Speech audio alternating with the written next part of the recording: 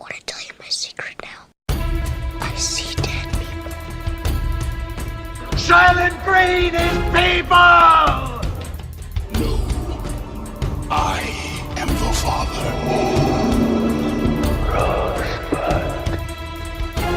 What's in the box? You maniac! You blew it up! Damn you all to hell!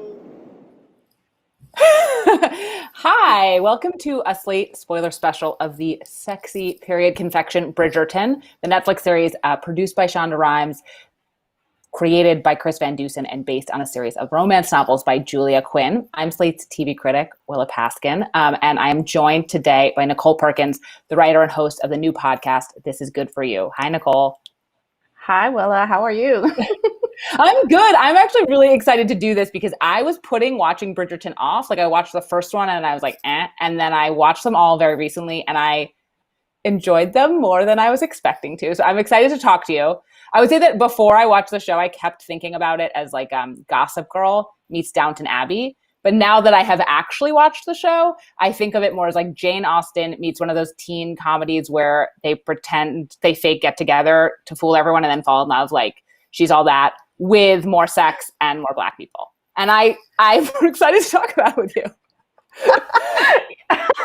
I'm excited to talk about it too. It's funny because I have never watched any of those things. Like I don't watch any Pride or Prejudice kind of adaptation. I don't like do that. I don't really watch teen stuff, you know. So I don't.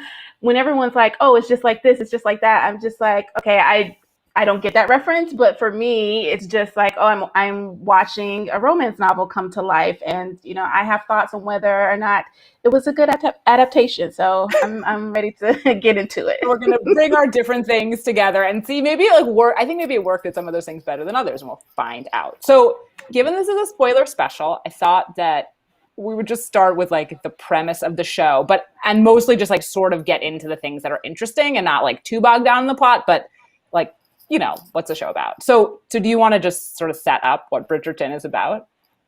Okay, so yes. So Bridgerton is a Regency romance. Daphne Bridgerton is, this lovely debutante. She has been declared the diamond of the first water. And so everyone wants to marry her. But she wants to marry for love. And Duke of Hastings, Simon, is her oldest brother's best friend. And, you know, she has her eye on him, even though they don't realize that it's going to happen. So she decides that she wants to fake a relationship with him in order to make her irresistible to other men. And he wants to use her to keep the other debutantes, the other, you know, women who are trying to basically catch a husband away from him. So they decide to, you know, get together, fake a relationship until she finds the person that she actually does love. And of course, they end up falling in love and getting married and all of that stuff that happens in the context of that. But there's all this, you know, Simon has a little secret, and he does not tell Daphne until it's a little too late, and she's just like, okay, I'm going to overlook, you know, your dark past or whatever. But then she realizes, no, I can't overlook it, so I'm going to take the matters into my own hands. This is all we got to talk about all of this, but can we just talk about like the beginning? So like the beginning, it's like he's like brooding Mr. Darcy type. I'm sure there's a romance. I mean, Mr. Darcy is probably in romance novels type, and she's like this very perfect woman, and they like, you know, they banter. They don't like each other. We all know they like are going to be hot for each other. And to me, like sort of one of the fundamental things, like one of the big questions about Bridgerton, there's some is like, is it hot? Like, is it sexy? Does it work in that romancy way? And, you know, the show's 8 episodes long. There's like, I would say there's like about 3 episodes of just like heavy flirtation, like sort of like tension building. Then they start smooching. And I think like one of the way that you can sort of tell this show has romance roots is like, well, firstly, you see her brother, who we could talk about in a second, like having sex with someone in like the opening sequence of the show. I think it's just sort of trying to establish like its bona fides. And then like every time they make out, it's just for much longer than it would be in a regular show. Like there's much more like groping, but it's not, well, I'm just interested in what you think, like how it worked as a romance, as a sexy thing. I think it works as a romance for sure. And obviously, sexy is very subjective. It was not sexy to me. I did not find any of the sex scenes thrilling at all. Like I cringed throughout them. I was embarrassed to the point that I laughed out loud. Like I was just like, oh my God, what is happening? The sexiest scene for me was in episode 3 when Simon kind of coaches Daphne on how to masturbate because she has no idea. That's the sexiest scene in the show by a lot. And they're like out in this park walking, with their chaperones, very far behind them, but still close enough to make sure they don't ravish each other in the grass or something. But that was the sexiest part. So it works for me as a romance. It does not work if I wanted to watch something that was steamy. I am not going to turn on Bridgerton, unfortunately. Is there like, do you think that there's a show that's good at that? Like a Netflix show, you know what I mean? Like a show, like not like a mainstream show. That's like I'm trying to think of what, like, because it just seems like it is sort of in that way of like cable or Netflix, where it's like pushing the bounds of what you're allowed to do, but it's still pretty tame. Like, like you do occasionally see some nudity, which doesn't make it hotter or not, but it's like, it just seems like they were like, we're going to give you like more of a cheesy thing, not like be more interesting about it. Yeah, I can't think of anything. I mean, something that's obvious is the 365 Days Netflix movie. I don't know if you saw that. I haven't seen it, no.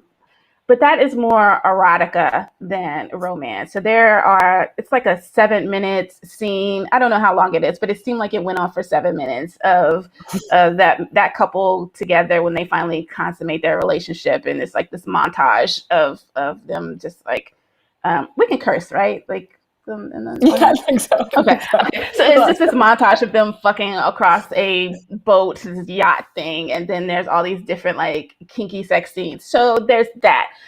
But as far as like something that's super romantic, I can't really think of anything off the top of my head right now for Netflix.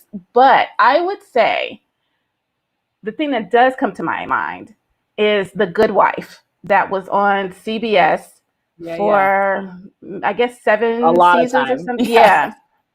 So the relationship between Will and Alicia, when they finally get together and they start having sex, that was incredibly sexy, the things that they put together.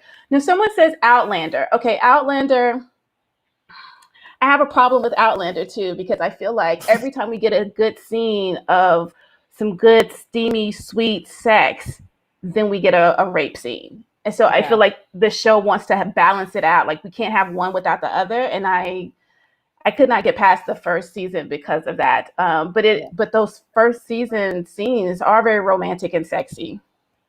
Well, Outlander is also interesting because it is also an adaptation of a romance series, and there haven't been that many. Even though Bridgerton's success I've definitely seen a bunch of pieces being like romance is a great. More people should be adapting romance. Like there's a lot of material there. And I was just like, how are the books good romance? Like, do you think they did a good job adapting the books? Did they lose something? I haven't read the books, but I think you've read the first 2. Yeah, I've read the first 2 in the Bridgerton series, and there is a loss of something. So in the book, in the first book, Daphne, this is maybe her 2nd or 3rd season. So that kind of explains a bit of her, I don't want to say desperation, but why she's so enthusiastic about locking down a husband, because she's been through this process a couple of times and she wants to get it over with, before she is labeled, someone who no one wants, right? But in the series, we don't have that background. This is her first season. So it's just like, she's supposed to live up to this reputation of being the most desirable person. And so the rush isn't, I don't feel like the rush is earned in the series as it is in the books.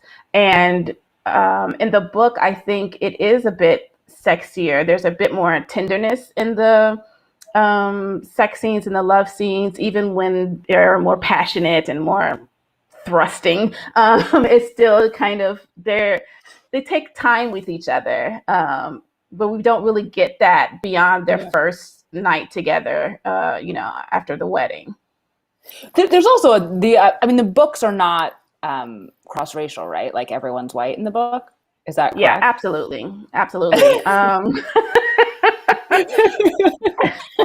Everyone is lily white in the books, and there was a bit of a hesitancy to pay attention to the series because the author Julia Quinn has said some things at different panels before, when asked to address diversity and asked to address why her books are so white.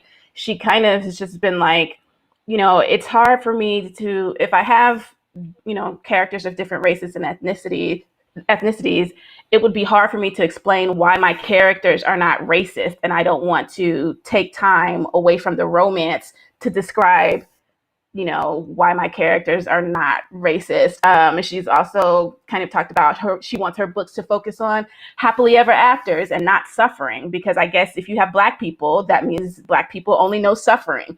Black people fall in love every fucking day. It's just like, well, it's also just so interesting, like what they did with the show, because the show is obviously, let's get into the sort of the race stuff about the show. So, this is it's a multiracial world. The Duke of Hastings is Black. His spiritual mother is a Black woman, and the Queen Charlotte, the Queen of all of England, is a Black woman. And they don't talk about this explicitly through the first 4 episodes. And when I first was watching it, I was like, oh, this is just like fully colorblind. Shonda Rhimes did a show about sort of like a Shakespeare riff-off that was that was on ABC for a year and was canceled. That was it was after Romeo and Juliet die, and then like the Montagues and Capulets, there's like a next generation, like a next follow-up love story, and that was totally colorblind. They didn't talk about it. She just made people different colors, which is sort of also what happened in Grey's Anatomy for a long time, and actually also in Scandal they didn't talk about race well into like maybe the late in the first season, maybe in the second season. Sort of par for the course. But in the 4th episode, there's this speech that is a very Shonda speech. Chris Van Dusen created the show, and I think they did a really good job, mostly like doing Jane Austenese. Like I'm pretty impressed. But there's a couple moments that are pure Shonda moments. One is like the speech sort of at the end when Daphne is like, I'm tired of saying that I don't love you. I love all of you. You're not broken or damaged, which is 100% the Grey's Anatomy pick me, choose me, loves me speech. And damaged and broken are Shonda's favorite words. You're like, you just hopped right in here and did a little boop, boop, boop, your little monologue. And also in the 4th episode, where we sort of get this explanation of why Black people and white people are existing in sort of this upper echelons of, British society. And it's because the King of England, who's now mad, had a love match with Queen Charlotte, and it sort of created so Black people have dukedoms and other titles, and it sort of changed how the society operates. And I guess I just wondered, like, do we need that? Did we need that? Like, could it just have been colorblind? Was it helped? Like, did it need to be more explained? Did it need less explained? Like, for me, who cares what I think about this, basically? But I thought it was sort of interesting, but I also thought it was really fleeting, and that it was just felt like a way to be like, we just are going to not pretend we just like don't know that this is a thing we're doing, but like, let's not talk about it too much. What'd you think? Yeah. So I don't think the show handled race very well at all. So yeah, you're right. Queen Charlotte is Black, which is something that historians have known about for a while, or that she was believed to be Black, and so that kind of elevated everyone into this upper class position. but there are these moments where we see the side character, Marina Thompson, who is a cousin of the Feathertons. She is a mixed race Black woman, comes to stay with them. And when she arrives, Lady Featherton, is shocked to see this Black girl come through the door. The reason why I think race was not handled well in this show, not only in the way that they brought it up and talked about it, because I'm going to come back to Simon's father in a second, but the two Black women that we see who are, I guess, sexual, shall we say, Marina, and then the seamstress, what was her name? They always call her the modiste, but she, Delacroix. I also Delacroix. her name. Yeah, Madame Delacroix. Madame Delacroix is the woman who does all the clothes, and she sort of, as the season goes on, ends up having a sexual relationship with the second Bridgerton brother, Benedict, and she's suspected of being Lady Whistledown. I mean, we have lots of things to talk about. So yes, that's who she is, and she's like a sexually active woman of color who has a sort of French accent, and it's her and Marina. Yes. So these two women are also duplicitous. They have ulterior motives. They come to the show and there's something, Marina is, again, spoiler, right? Marina is hiding a pregnancy, right? Madame Delacroix is not French. She is, lower class English woman, but she puts on this accent in order to make a living. And she associates with an opera singer that Anthony, the eldest brother, is sleeping with. And the opera singers are, low class. They're considered a step above sex workers and things like that. So and then the other Black woman on the show, Lady Danbury, who is Simon's like godmother or mentor, she is older and therefore desexed. So all the Black women are kind of pushed to the side in some way. So I did not particularly care for that at all. Well, and then, it's interesting. Wait, could I? I'm sorry. Go ahead. No, but I think that like Marina in particular, one of the things about this conversation about how Black characters should be portrayed in fiction is like, do they have this obligation to be like always heroic and good and like role model-y? And I thought that Marina's character actually, like Daphne is also, she's sort of is much more the heroine in some ways, but by the time she's like maybe making her husband ejaculate inside of her to have a baby, like we're sort of getting on like she's also up to her own weird things. And I actually sort of liked Marina because I thought she sort of ultimately remained sympathetic. Like you understood why she was doing all the things she was doing, even as she's like trying to get Colin Bridgerton to marry her, even if she's doing these sort of unethical things, they sort of kept like a core of decency to her, it felt like. And like the end is sort of the sad end for her. Which maybe they actually could have played more happily. But I actually thought, I mean, there are not as many Black female characters or even really, Black characters in some ways centrally to the show as it sort of seems like there's going to be. And that's kind of because the Bridgertons are sort of central to the show and there's like a billion of them. But it felt like they were like letting them just be messy. I mean, that is the whole Shonda thing. It's like everyone gets to be a disaster. Right. Everyone has some shit with them. I understand that completely. But when you are used to seeing depictions of Black teenage girls being pregnant and having to like lie to get ahead or something like that, it's just like, again, I thought you were supposed to be refreshing this kind of look. Is that in the books? Is that from the books, that storyline?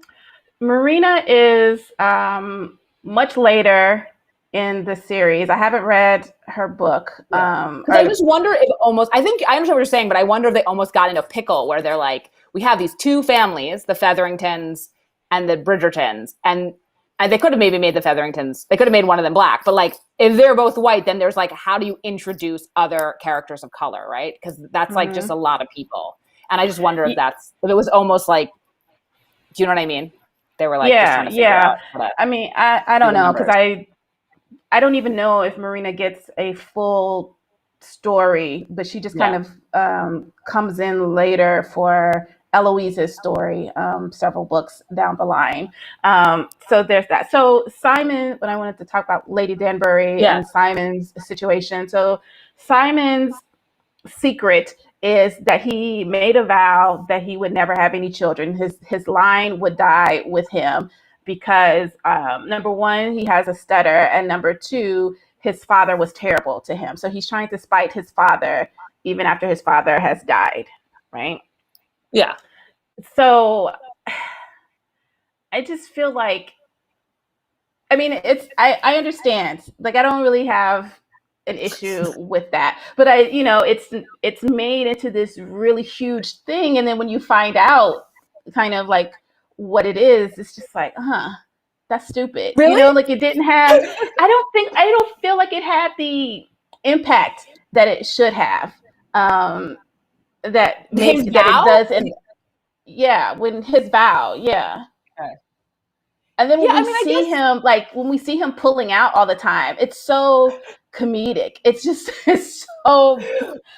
It is pretty funny. I mean, I think maybe we're getting into this. So, okay, so Daphne and the Duke get married, and it's sort of, they're both really they burn for each other, but they have a lot of miscommunications. There's like a whole duel that they sort of both think the other one's marrying them out of a sense of obligation, which is not at all the case. It's fully a love match. They finally start to bang and are like ecstatic about it. And there's a lot of scenes of them just like screwing all over the house, outdoors and gazebos, like on kitchen tables with servants. I mean, just very, that's what they're doing. Yeah. And he's always pulling out. And the thing that she doesn't know anything about sex. She literally has been taught absolutely nothing. So she has sort of agreed. So right before they get married, or right before she agrees to marry him sort of at this duel, Simon says, like, I cannot have children. And she takes him at his word, meaning like not you don't want to have children, or you swore this oath to like, be cruel to your father who was so cruel to you, even though he's dead. She literally thinks like he physically can't. And she doesn't, but she also doesn't understand what that can mean because she just like literally doesn't know anything about how anything works. So he's like constantly pulling out. She doesn't understand that that's weird, probably like that's not weird, but that's what he's doing. And at some point in sort of, I think, the show also sort of in that episode, which is maybe episode 5 or 6, they have him have a lot of work to do. He gets really busy with work, and he's like trying to manage his estate. And I think what they were trying to say there, but they didn't like really hammer it, is like, oh, look, he's a man, so he has a job, and she's supposed to have a job, which is taking care of her children, but you don't have any, so she's literally bored all day. And like, she needs a family. Like that's what a woman of her like status and class is supposed to do. And he's busy and she's bored, and she's like, oh no, I don't want to not have children. And then she basically teaches herself that it's not that he can't, it's that he won't, which, that might be a distinction without a difference, but it's not a distinction without a difference to her. At which point she fucks him and makes him come inside her, which he does like pretty. I mean, he does it.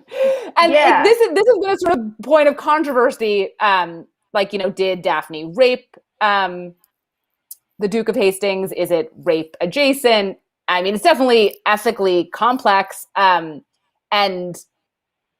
I think that one of the things that's sort of clear from the show's point of view is that his desire not to have children is bullshit, kind of he made the vow and he meant the vow, but at no point did I really believe the show was like, yeah, he's not gonna have kids and fuck up his whole marriage. It was like, obviously he's gonna get on board with her plan, because it's like that's the nature of what this is, and that's sort of how they're playing it, and he does. And that maybe goes to what you're saying, which is like, there is a way it seems silly because you just kind of never believe. You're like, you're not for real about this. Right. And, that scene, what happens is, she gets her confidence, and she's gone to her maid to figure out like what's supposed to be happening, because her mother refuses to tell her anything. No one has told her anything, like you said, which I found, again, unbelievable. Like this, her mother has had 8 children. So clearly found it unbelievable? I feel like that's just like a real trope of like this moment of like maybe it's not real. Like maybe she would have known, but I think, I don't know. I bought that. No, like your mom has had 8 kids, you have like 5 younger siblings. Somebody had to like give you a hint as to how they were coming about, number one. Number two, your younger sister Eloise is like this very well-read, smart young lady. All the books that she's reading, all the stuff that she's exposed to, and just like kind of going out and being her own little feminist young baby sister, nothing that she read talks about copulation. I guess I don't know. I thought that part was like, I thought that was right, which is like they're so modern in this way, but they're also so sheltered. Like no one wants to tell them anything. Like they want them to be like the fact that her like making out with the Duke in the like the reason they sort of the Duke and her brother Anthony get in this duel because her honor has been besmirched, not because they had sex, because they tongued in a garden for like 2 minutes, you know, like.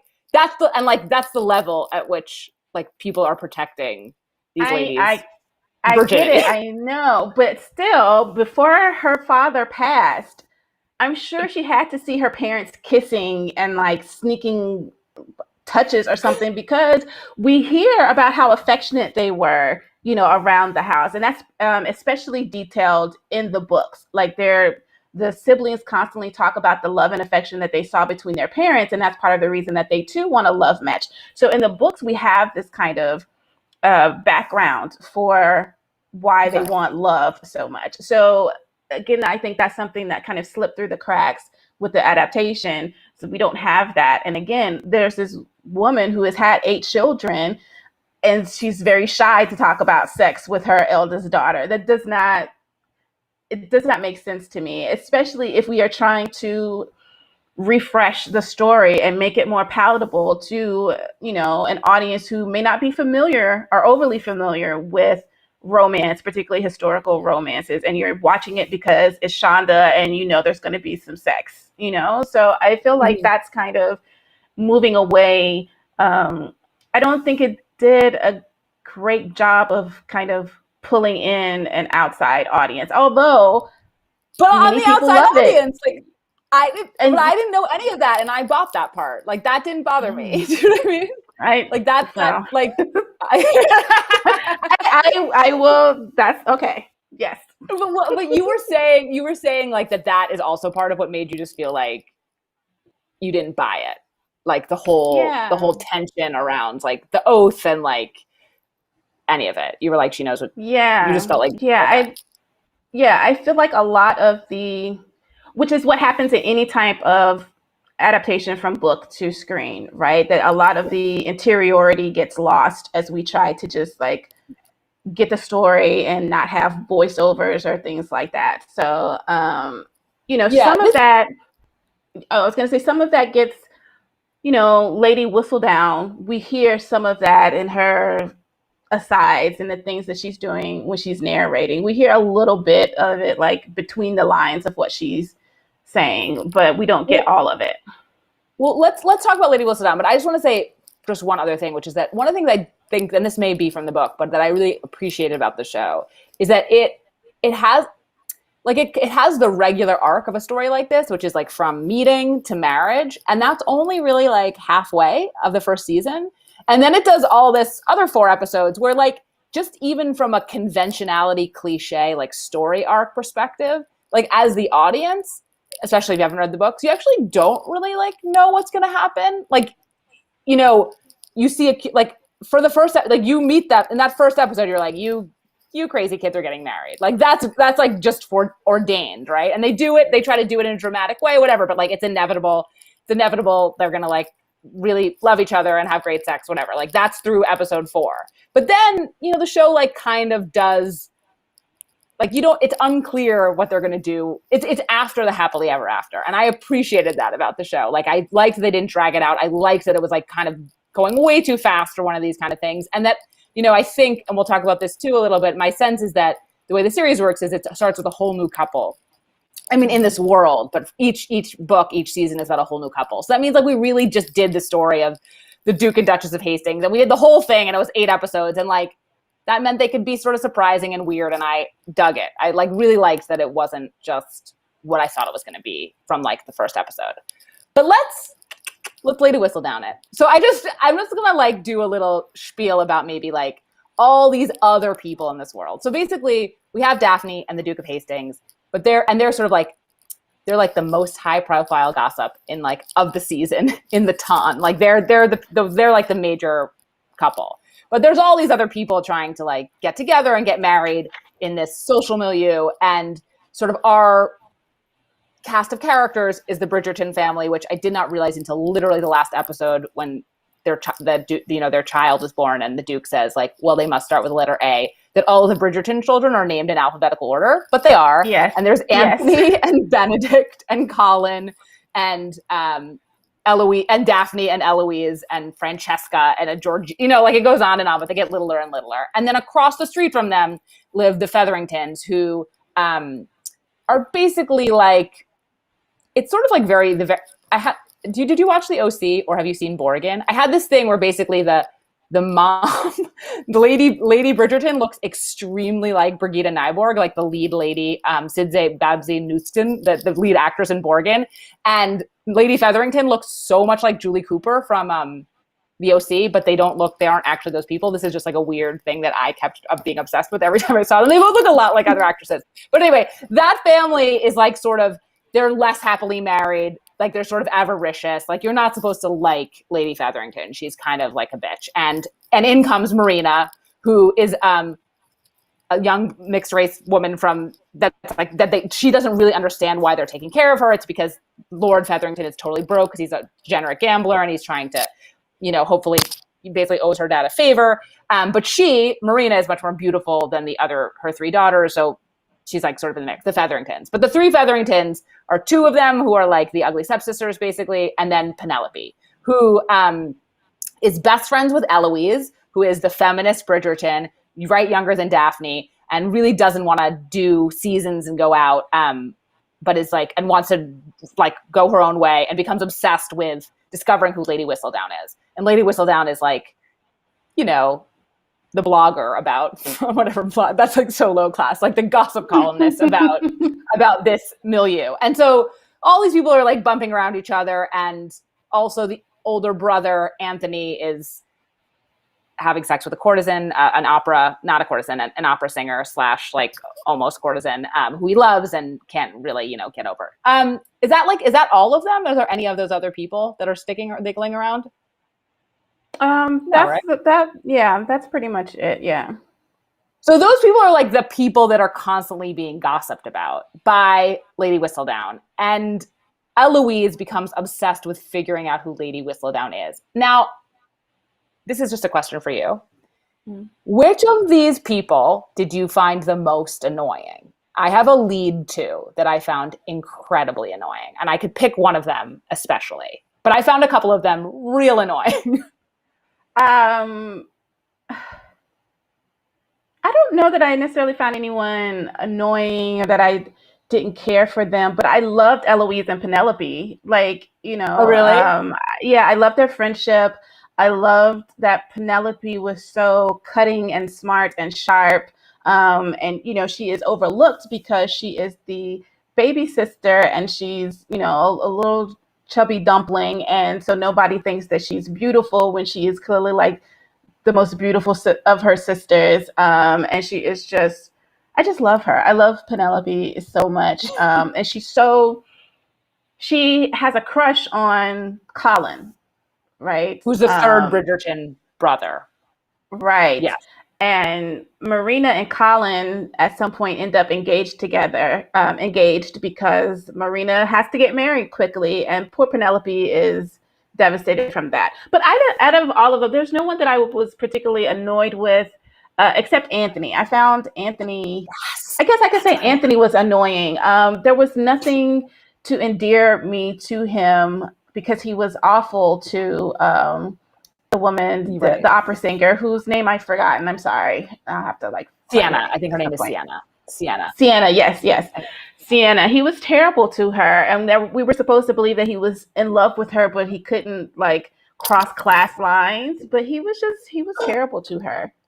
Well, also he sort of, I found Anthony to be unbearably annoying. And also, they set him up badly because basically at the beginning of the show, sort of the thing that sort of sets Daphne and the Duke of Hastings' relationship in motion is that her brother, Anthony, whose father has died and is now the new sort of head of the family, has kind of taken it upon himself to over control who she gets engaged to. Like, he rejects everybody and picks only like this real loser who it's so unkind of him to make his sister marry him, this toolbox. And so he's just like controlling and doesn't get it. And that's like how we meet him. And then he also is this dunderhead with this woman, Sienna, who he, adores, but like keeps leaving and then going back to when she has her life in order. And it's just like, he's just a jerk and a mess. And I found him like pretty aggravating. And I really hope the next season's not about him. Although we ended the season with him being like, in order. Really, is it? Yeah, if they're going in order, it's about Benedict. I mean, it's about Anthony. All right. Well, maybe he'll be Daphne more interesting. He might be more interesting, like, if he has a good love interest. I don't know. He was really annoying. And I actually also found Eloise annoying. But I thought that was like a plotting problem. Like, I just found that for a lot of the other characters who weren't the sort of the two protagonists, they had a lot of them like run in place. They were like, this is the thing that this character does. And this character is going to do it now like 4 episodes in a row. So like Eloise is going to give a lot of speeches every episode about how like she doesn't want to have to go out into society, how she wants to be able to do her own thing, how like she's not the perfect sister, and like just repeat until she becomes obsessed with finding out the identity of Lady Whistledown. So I do want to talk about Lady Whistledown, but just to do that, so Eloise becomes obsessed with finding out the identity of Lady Whistledown, and in this she is joined by Queen Charlotte. And one of the things that's the most hilarious about the show to me is just like how much the Queen is just like out there. Like, she's not like she's like rubbing shoulders with everyone. Like, she's just like fully in the mix in a way that you're like, she's the Queen. Like, intermittently they act like she's the Queen, and then they just like otherwise just have her showing up to everything, like talking to whoever she wants. I'm just like, she's too in here. You know what I mean? Yeah, like it's fine to the actress, but she's in there. Like I did, that didn't bother me too much. I mean, I too wondered, like, is this historically accurate as much as it can be? Because I just didn't. No, definitely not. It can't be, right? Because there's always like this whole protocol and like a chain that you have to go through in order to see the Queen. But I guess she just wanted, but I guess they explained it because they talked about how bored she is, right? Because her husband, I guess he has dementia, or, is I don't know, just kind of like losing his mind a bit, losing his faculties. So they talk about how bored she is, and that's why she is so involved. So I guess that excuses it. I mean, that's like the whole thing about the show is like they do a lot of like gesturing at like just good enough explanations, and it's totally fine. Like, it worked for me. I'm like, I get it. Like, you're just doing a just good enough explanation, but then you're just also just doing whatever you want. Like, it doesn't really make any sense, but it's fine. Like, she's bored, so she's gonna like be talking to this like junior Bridgerton sister on the regular. Like, no, she's not. But okay, that's fine. Right. But she sort of becomes obsessed with. Also, the Queen also wants to know who Lady Whistledown is, because Lady Whistledown basically is like just causing trouble and spreading gossip and like blowing up everyone's stuff all the time. And they're like, she doesn't like it. Yeah. Did you realize that the guy, that the Frederick, the German, the Prussian prince, did you watch Unreal, the show Unreal? No. Okay, so he's like the love interest from the first season of Unreal, who is an American. He doesn't have a German accent at all. And I like, when I Googled him and figured that out, I was like, that's how I know that gentleman.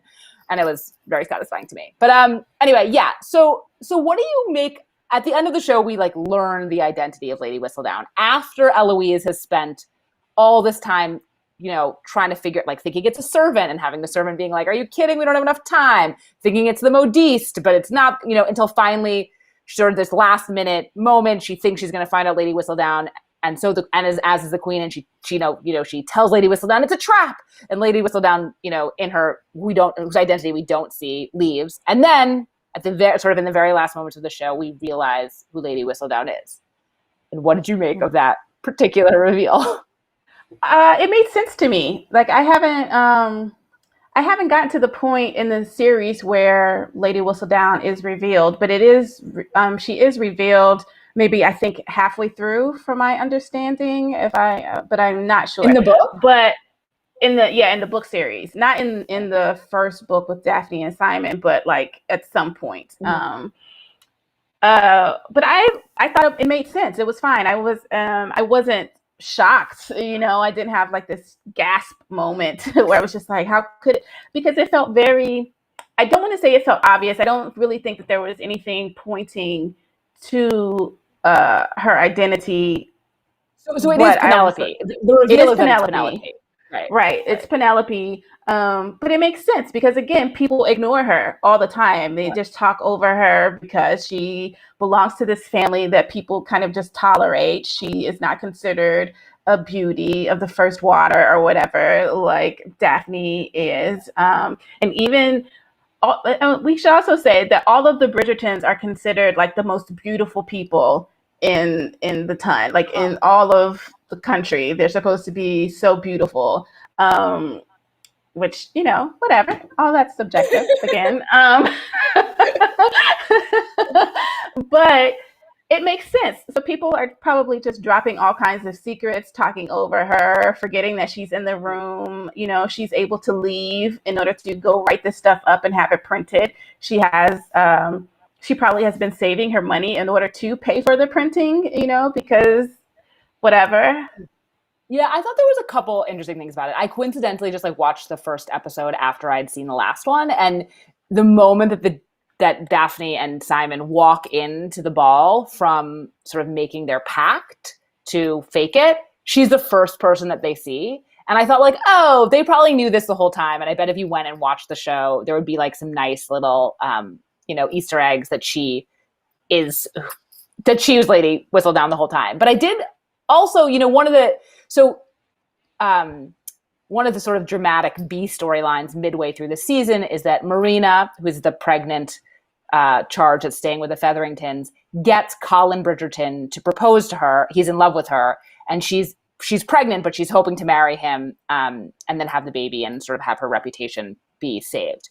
And basically, right. So Penelope is heartbroken about this, and we see all of this because she's in love with Colin, and she feels extremely conflicted that like Marina is going to marry Colin and then have this baby and sort of make him look terrible. And she doesn't come out and just flat out tell Colin at any point that Marina is pregnant, and you see her just being tortured about it. And in the show, in the middle, Lady Whistledown then suddenly out of nowhere tells everybody that Marina is pregnant, right?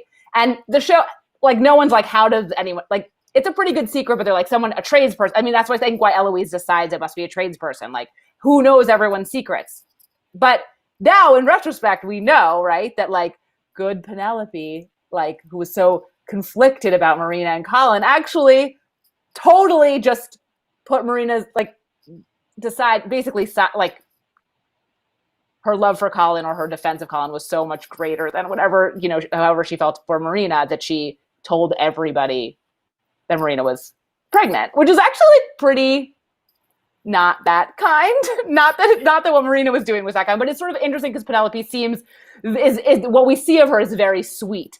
And a lot of what Eloise is selling to her the whole sort of season is like, we're going to find out who Lady Whistledown is and we're going to save your family's reputation. But the person who tanked her family's reputation is her, right? Like Lady Whistledown. Right, yeah. And they did it. Yeah, she sabotaged her own family in order to save Colin and save the possibility of maybe being with him, even though she can't even like get the nerve up to tell him her feelings for him, and he still very much sees her as a little sister as well. So it was a huge risk on Penelope's part. And, we won't know if it pays off until I don't know, a few books down the line. Right. But also, like, I think we can tell that she doesn't know everything. Like, that's the other thing about Lady Whistledown is like, Lady Whistledown never knows that Daphne and Simon are playing everybody. Like, she knows a lot, but like, we know more than she does. Right. And I mean, there's no way she could know everything. I don't even know if she knows her family's financial situation because, again, that's something like her mother didn't know until they were denied at the Modiste, that they had all these debts until she went to confront her husband. So stuff like that makes sense to me, because I do understand that people will hide money. People don't like to talk about money. People will hide financial straits. So that makes sense to me. That kind of Do you think secret. Lord Featherington is dead? Do you think Lord Featherington's No, dead? I don't think he's Yeah, dead. right? I think he was beaten up, yes, and he probably ran away someplace, or maybe someone like carted him off. But Yeah. there was no body. Anytime there's no Yeah. body, obviously somebody's going to come back. 100%. Yes, that's right. That's how it works. But I do want to talk about something else that with Eloise and the second brother Benedict. So in the trailer for the show, and in like just the scuttlebutt, there was this idea that one of the Bridgertons, or maybe more than one of the Bridgerton siblings, was queer, and that because everyone is straight in the books, right? All of the siblings, get with have a hetero marriage. So there was this idea that, of course, Shonda stuff, this is all going to be turned around. And Eloise and Benedict often find each other late at night, just kind of like in the quiet. They're sitting in like the swings, or like a cigarette. They're sneaking off, having these moments where they're talking in this code together about how they don't want to follow the expectations, and they're trying to avoid, they're trying to figure out how they can be their true selves. So it's all very coded, and like one of them may come out, and Benedict goes to this party. He meets up with this artist, and he goes to the artist's house. I can't remember the artist's name, but he goes, and it's basically an orgy. Like everyone's having sex, and there's drugs, and all this kind of stuff. And Benedict has a threesome, and then he goes and he looks for the host, his friend, and he sees that this guy is making love to another man. And so he's shocked, or whatever. And you're kind of like, is he shocked, or is he like afraid of his own feelings that are coming out, right? I mean, that whole thing seemed to me like I just kept waiting for Benedict and that guy to get together or to have sex. And I assume they will next season. Like, I just think it was like a slow, like that just seemed so clearly like where that was going. And then, but they actually did, one thing I did find ahistorical, even though after saying like I don't mind so much the ahistoricity, is Benedict, after seeing that, starts to be a little mean to the like he sort of shuns him in public, and then they have a private conversation, sort of, I mean, also in public, but just the two of them, where he's like, how could you? And I think that's totally ahistorical. I think, like, firstly, they wouldn't have talked about it. If they would have talked about it, like, I just like that stuff was always happening, and it's just like they were also like men were also married, and it was like fine. And also for the man who Benedict's speaking to say, like, do you know what it's like to be in a room with someone you love, but you can't even speak to them? And you're like, you're having a private conversation with this other man right now. Why can't you, like, no one, that's not how people think we're thinking about things. Like, actually, you could just 100% hide in plain sight. I just found all of that, like, very sort of like of the now, like tension that didn't need to be brought to that in a way that also was sort of like made the story seem less like sexy and interesting. Like, I assume those guys are gonna get it on like at some point, and that will be like he'll be bisexual, and that will be like a fun storyline, Yeah, I just felt, I was like, is this a little bit of a queer baiting situation, which I thought was a little unfair, like I can deal with the if it doesn't pay off, you're totally right. If it doesn't pay off, you're right. It is a queer baiting. I think it is gonna pay off though. I could be wrong. I hope so. Like I don't know that the artist guy, he didn't seem like he was going to come back, like I guess because he was so minor for right now, it just didn't seem like he was anchored into the cast. So I don't know. Maybe they'll give him somebody else. Maybe they'll give him someone else. But I think you're right. Like it is just, it's too boring for them all to be straight. And there's so many people, like they just have to mix it up a little more. I just think they will. But wait, I have been instructed, like, so I do just, do you want to just like, for a second, just talk about the two leads again? Like, did you think they were good performers? Like, I do want to talk about Daphne, but mostly I just want to ask what you thought of the Duke, and like, did he, in a thirst way, like, did he do it? Like, what did you think? Okay, so I thought he was very handsome. I thought they did an amazing job of showing how a woman can desire a man. Like Daphne was looking at him lick a spoon while he's eating his ice cream. You know, she is like panting and watching him roll up his sleeves and show his forearms. I love that. I thought that was very well done. I did not really think that they had chemistry. I did not think that they had romantic chemistry, and maybe that is part of the reason why I think the love scenes did not work for me. Another reason that I felt the love scenes felt awkward, is because Daphne looked so young. I didn't feel, I understand that she's supposed to be young. She's probably like right at maybe 18 for us now, that kind of thing. But it just, it made me feel very uncomfortable to see that age difference, and we're still just supposed to be like it's a love match, which again, I know that does happen. I know that it happened in the past. I understand that, but I just did not want to see this teenage girl, or this woman who looks like a teenage girl, just kind of Yeah. in ecstasy. So it just made me feel very uncomfortable. But the Duke of Hastings, Simon, very handsome. The eyebrow arch, yes, okay, do it. Have you Do seen it. Sylvie's Love? Have you seen Sylvie's Love, the movie Sylvie's Yes, Love? It just yes, so he's in Sylvie's Love, and yes. he's like the Slate has a whole theory that like when his ears are sticking out, he's not hot. Like he is just a goofy in Sylvie's Love, goofy, goofy, goofy. Like he's a good actor, I think, because he's so goofy in that movie. You would just be like, there is no way you're gonna pull off just like Smolder, and he does. So Yes, yes. check out Sylvie's Love if you want to see him in a whole other But he's still very much way. like a lover, in Yes, Sylvie's that's true. Love. Like he's still very much a character there. And that's the thing. So Sylvie's Love did a really good job of having this love story featuring Black people where race and discrimination was still a part of their lives, but it was not the central focus of their lives, Mhm. and their lives were not like built around racism, and they weren't finding love despite racism. They weren't like struggling through that or whatever. So I feel like Sylvie's Love did a really good job of nodding to the fact that Black people, kind of go through some shit, but they still fall in love. I don't think that Bridgerton really did a good job of acknowledging race and racism, beyond just like a little like it's there, but you all know it because you're 21st century people. You know it. The audience knows it, but we don't need to say anything about it.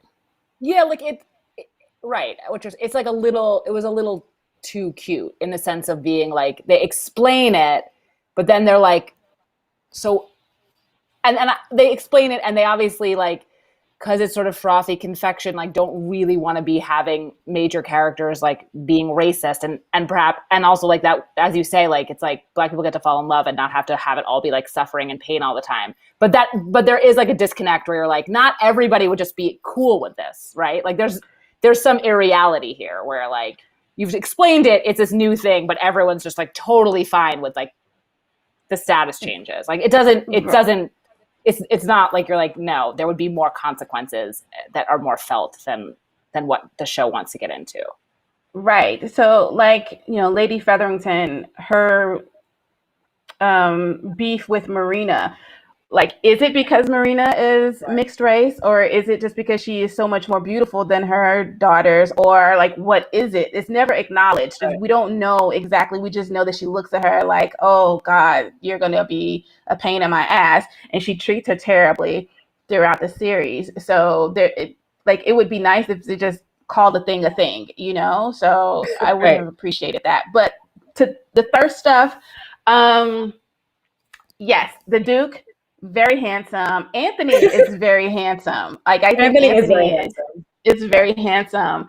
The middle brother is handsome. I've seen a lot of tweets where people are like, I can't tell any of these boys apart. Like they all look alike, which is obviously the point because they in the books I think they're all redheads. If I Oh, remember really? correctly. That's so funny. I think. Yeah. But yeah, obviously that's the point. But as The middle once they brother? get to yeah, No, go ahead. no, go ahead. No, go ahead. You go ahead. No, Once I they was get to gonna say what? like once you get to like Colin is handsome, but you can tell that he's still very young, so you can't, like, for me, as somebody over 40, I'm just not going to look at him, so everyone past, like, younger than Colin, I'm just like, I guess they're cute. I don't know, like, whatever. I also wonder if they're going to, they're really little. I wonder if they're going to age the characters as they get to get to those respective siblings, like in the books, because obviously in the books once we get to their love story, they're older. So I'm interested in seeing how the characters change, because Penelope, she has, in this first series, she is the cute chubby daughter. She kind of loses that baby fat, so to speak. And, she's still very svelte, but she is not talked about in the same way. The language is not the same for her. So I would like to see her stay the same, and that we see someone who is, got some curves on her and somebody falls head over heels in love with her. I would like to see that. Yeah. I mean, it does feel like they're like, we have a ton of show here if you want it. You know what I mean? Like, we've got 8 siblings and they're little. Like, yeah, I think they would age them up like they do in soap operas, where it's like one day they just show up and they're like, this character is now played by another actor who's 20 years older, which I always really love when they do that. And it feels like there's a lot of runway. I mean, I do think it's just like I think it's a really solid premise for a show. What can I say? I just think there's every year we'll just tell a love story. There'll be more sex than you would expect, and they'll talk like it's in Jane Austen. And I'm just like, I love that stuff. I love a Pride and Prejudice. I'm psyched about that. It really worked for me better than you, obviously. Yeah, I mean, the thing, I like the show. No, I didn't. But I like seeing this kind of romance on screen. I liked that Netflix is kind of doing this whole romance department, for they're adapting all these different series. I like that because I like Sweet Magnolias. I love that show. And it typically would not be something that I would have read. I'm probably not going to read the books, but I loved the series on Netflix. I watched Virgin River, which I read the first book, and it's not, again, something that I would typically read because I do not like closed door romances, right? I don't like where the romance is but the sex is hinted at, and then, it's a fade to black situation, which is what Virgin River is. But yeah. But on screen, I was like, oh, this is kind of neat. I like this. So I appreciate what Netflix is doing. Bridgerton did not wow me, but I watched the whole thing. I have gone back and watched pieces of it again, not just to talk about, but just to be like, okay, am I remembering this correctly? Let me go back and look at it. It's something that I can see myself putting on just to have background noise, like if I'm doing something else, maybe. But I do think that once we get into the other books, the show will pick up and it will be better, So it was you think it's the main couple just really kind of didn't do it for you. Yeah. And I think I've seen a few people talk about this as well, but I think, a problem with Hollywood right now is just saying that, oh, these two good looking people, that'll be enough. And we can put them together to make a love story. And if the chemistry is not there, it's not going to feel good to the audience. And their relationship, their chemistry did not feel good. Also, I think people still think that women just want to see, or that straight women just want to see male ass. And it's no, there has to be more. Yes, give us the muscles or whatever that, whatever. We want to look at something good, but also there needs to be some finesse to it. And I don't think that there was that much finesse. There was that much heat between them. Yeah, it was extended scenes of the same stuff, kind of. Yeah.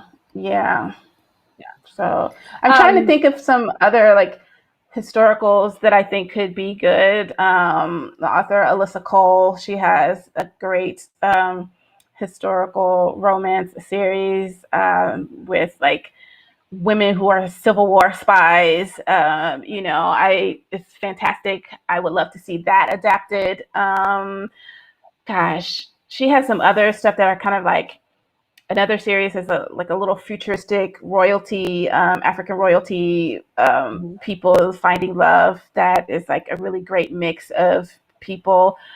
That would be great. So there are a lot of options out there. Obviously, you have people like Nora Roberts and like Nora Roberts and Sandra Brown, who are really good at romantic thrillers. I would love to see that. Nora Roberts it was just announced that Alyssa Milano is about to do a star in, star in a adaptation of Nora Roberts' book Brazen Virtue. I'm gonna go look it up right now. Yeah, but anyway, not to take away from Bridgerton, but Bridgerton was fine for me. I'm glad that people like it. I'm glad that it's gotten a second season.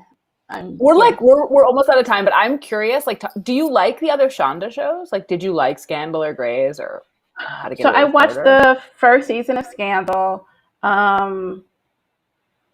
I don't watch Grey's. I'm not really into medical shows. Yeah, Medical procedures. it's really a soap opera, but yeah. Yeah, Totally. but I love Station 19, and I get annoyed. Yeah, I get annoyed when they do the crossover with Grey's. But I love Station 19. Yeah, I was curious because I just think, it's like this show is both like comes from like it has like a romance context, and then it also just has like the Shonda context. And I think a lot of the things that maybe you think didn't work like feel very Shonda-y to me, where it's like just some of this is just really like just the stuff she's interested in, which are kind of like everyone's supposed to be fucked up, but not too much. Like gesture, like I love a Shonda show for a lot of the things that she does, but there's the kind of aeriality that she's interested in is pretty consistent, and I think you see it here, where it's like a lot of talk about people being damaged and broken and maybe like doing unethical things, but like it goes down super easy, like it's not like it, even when it's dark, it's light. And that's really a lot of that's here, along with a lot of other, the one thing the show didn't have, which is like is like the most Shonda MO is a mistress. And I mean, there were some mistresses, but they were not the protagonists. And I'll be interested to see if what happens, because like that's like her favorite thing to do. So. Yeah. And I love a good, juicy primetime soap opera. Like I grew up on Dallas and Knots Landing and Dynasty and stuff like that. As a matter of fact, I am rewatching Dallas, and I am loving it. I'm just eating it with a spoon because it's so ridiculous. But I don't know, maybe, I guess I'm not too wild about all of the Shonda-isms. I don't know, because I watched How to Get Away with Murder. I watched the first couple of seasons of that, and then I think I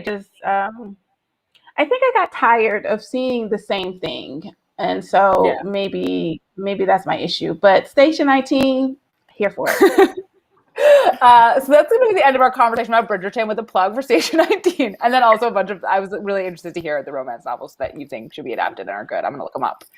This was really fun. Thank you so much. Thank you for having me. Yeah, I didn't have you. We had you. Thanks for coming. Thanks for doing this together. Whatever, how we're supposed to end. But thanks for listening also to everyone who listened.